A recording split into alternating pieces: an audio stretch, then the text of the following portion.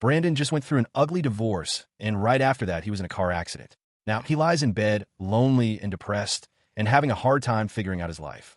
An old friend who now lives far from him suggested he should read about the life of St. John of the Cross and eventually ask the saint for advice. This is one scenario of what Brandon could hear if St. John were to visit him. He would understand his suffering in a way few people could. John would not come to Brandon as a man who had merely written about pain. He had lived through it himself.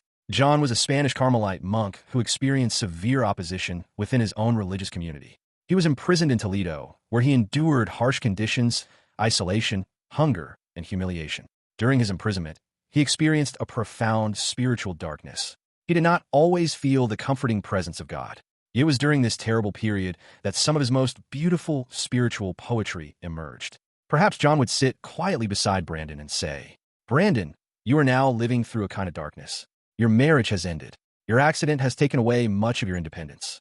You are recovering alone, and the silence of your home has become difficult to bear. You may wonder why God has allowed so much to happen to you. We often imagine that God comes to us only through happiness, success, health, and comfort. But sometimes God works within us when those things are taken away. The night feels dark because we cannot see what God is doing. But the darkness itself may be part of the journey. Brandon, John might say, perhaps you are looking at your life and seeing only what has been taken from you. But ask yourself another question. What can be born in you now that could not have been born before? Your suffering can make you bitter, or it can make you deeper. He might tell Brandon that recovery itself can become a spiritual discipline. Getting out of bed, taking his medicine, doing his exercises, opening the curtains, speaking to another human being, saying a simple prayer when he does not feel like praying. And when you cannot pray, John might say, then simply remain there. Say, "God, I am here." You do not need beautiful words. Sometimes simply remaining faithful in the darkness is itself a prayer. John's teaching contains an especially important paradox. The night of the soul can humble and empty the soul precisely so that it may eventually be illuminated and freed from attachments. So do not be afraid of this season of your life, John might tell him. Do not rush desperately to escape it. Learn from it. You are discovering that you are not as strong as you once believed. That discovery may hurt, but it can also teach you humility.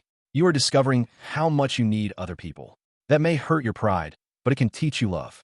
Do not mistake the night for the end of your life. Do not ask God to give you back exactly the life you had before. Ask Him to teach you how to live the life that is still possible. Let this suffering change you, but do not let it destroy you. Be patient with your body. Be patient with your heart. Forgive what needs to be forgiven. Let go of what you cannot recover. Accept help when it is offered. The night is not forever. Keep walking, Brandon. Even when you cannot see the road, take the next step.